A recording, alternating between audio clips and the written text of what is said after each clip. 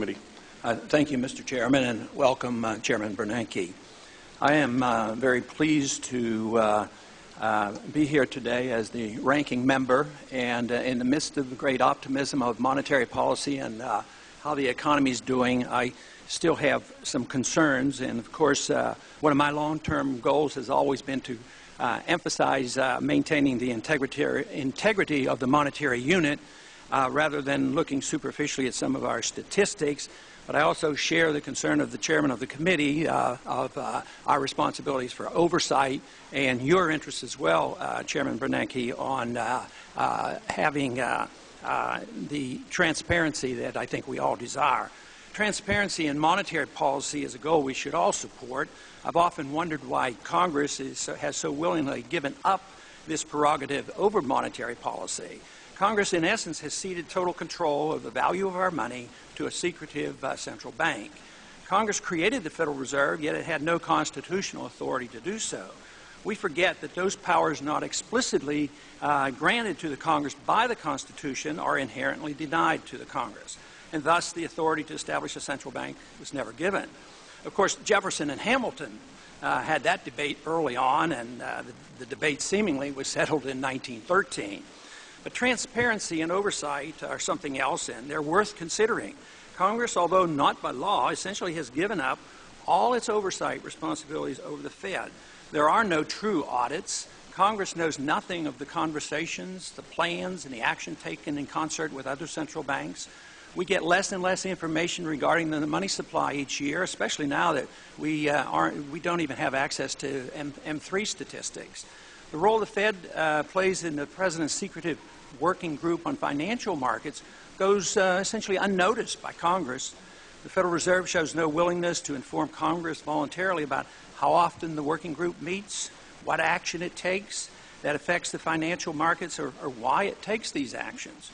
But all these actions directed by the Federal Reserve alter the purchasing power of our money. And that purchasing power is always reduced. The dollar today is worth only 4 cents compared to the dollar that the Federal Reserve started with in 1913. This has significant consequences on our economy and our political stability. All paper currencies are vulnerable to collapse, and history is replete with examples of great suffering caused by these collapses, especially to the nation's poor and the middle class. This can lead to political turmoil as well. Even before a currency collapses, the damage done by a fiat system is significant. Our monetary system insidiously transfers wealth from the poor and the middle class to the privileged rich. Wages never keep up with profits on Wall Street and the banks, thus sowing the seeds of class and discontent. When economic trouble hits, free markets and free trade are often blamed, while the harmful effects of a fiat monetary system are ignored. We deceive ourselves that all is well with the economy and ignore the fundamental flaws that are a source of growing discontent among the various groups. Few understand that our consumption and apparent wealth is dependent on a current account deficit running at approximately $800 billion a year. This deficit shows that much of our prosperity is based on borrowing rather than a true increase in production. Statistics show year after year that our productive manufacturing jobs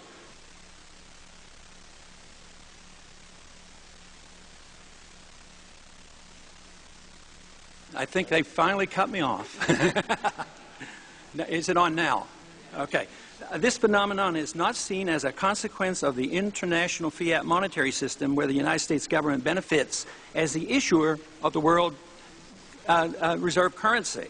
Government officials consistently claim that inflation is in check at barely 2%, but middle-class Americans know that their purchasing power, especially when it comes to housing, energy, and medical care and school tuition, is shrinking much faster than at 2% per year. Even if prices are held in check, in spite of our monetary inflation, concentrating on the CPI statistics distracts from the real issue. We must address the important consequences of the Fed manipulation of interest rates. When interest rates are artificially low, below market rates, insidious malinvestment and excessive indebtedness inevitably brings about the economic downturns that everyone dreads. We look at GDP figures and reassure ourselves that all is well, yet a growing number of Americans still do not enjoy the high standard of living that monetary inflation brings to the privileged few. Those who benefit the most are the ones who get to use the newly created credit first. The gentleman's time has expired. If the gentleman would come to a conclusion. Okay, I will yield back.